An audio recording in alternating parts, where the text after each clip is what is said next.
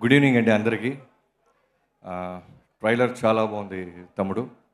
నేను సిద్ధు గురించి చెప్పాలంటే వస్తున్నప్పుడు అదే ఆలోచిస్తే నాకు ఒక స్పెషల్ మూమెంట్ ఉంది సిద్ధుతో. 2015 సర్దార్ గబ్బర్ సింగ్ జరుగుతుంది.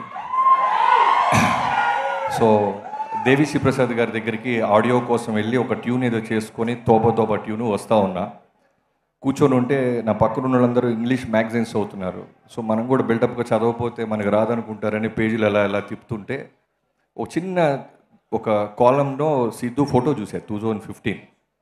చూడంగానే ఈ అబ్బాయి ఎవరు చాలా బాగున్నాడు, ఐస్ చాలా బాగున్నాయి, ఇంటెన్స్గా ఉంది అని వెంటనే వచ్చి మా కోఆర్డినేటర్కి చెప్పా.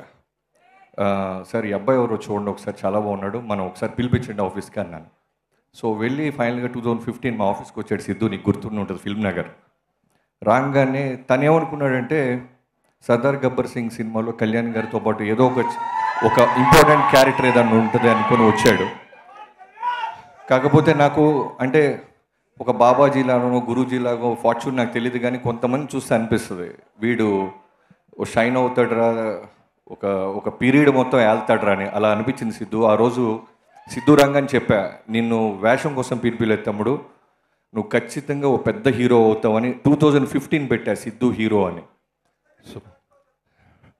సో ఆ రోజు వచ్చి ఏదో ఒక వేషమైనా చేస్తానా, పెద్ద సినిమా కదా కళ్యాణ్ గారి దాంట్లో ఎనీథింగ్ అన్నాడు. లేదు తమ్ముడు, నువ్వు ఖచ్చితంగా చాలా పెద్ద హీరో అవుతావు, నాకు మనస్ఫూర్తిగా చెప్పాలనిపించింది అన్నాను. నిజంగానే మళ్ళీ డీజే తిల్లు తర్వాత ఒక ఈవెంట్లో కలిస్తే తనే మళ్ళీ గుర్తు చేశాడు.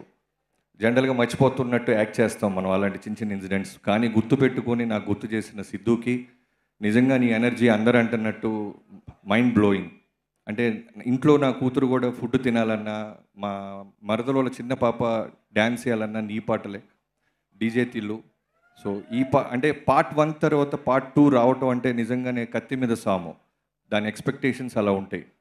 నేను ట్రైలర్ టీజర్ చూస్తున్నప్పుడు ఫస్ట్ ఇది అంత పెద్ద హిట్ కదా, మళ్ళీ అదే పేరుతో వస్తున్నాడని చూస్తే దానికంటే డబల్గా ఉంది ఎనర్జీ అండ్ టోటల్ టెంపో పర్ఫెక్ట్గా ఉంది. I wish you all the best. ఖచ్చితంగా డీజే తిల్లు 1 కన్నా 2 డబల్ బొనోజా అవుద్ది. అలానే మా ప్రొడ్యూసర్ నాగవంశీ గారు, ఇప్పుడు మేము జరుగుతున్న 109 హోమ్ బ్యానర్ బాలయ్యబాబు గారి సినిమా. సో ఈ సినిమా గురించి మా సెట్లో చాలాసార్లు చెప్తా ఉన్నాడు, వస్తుంది.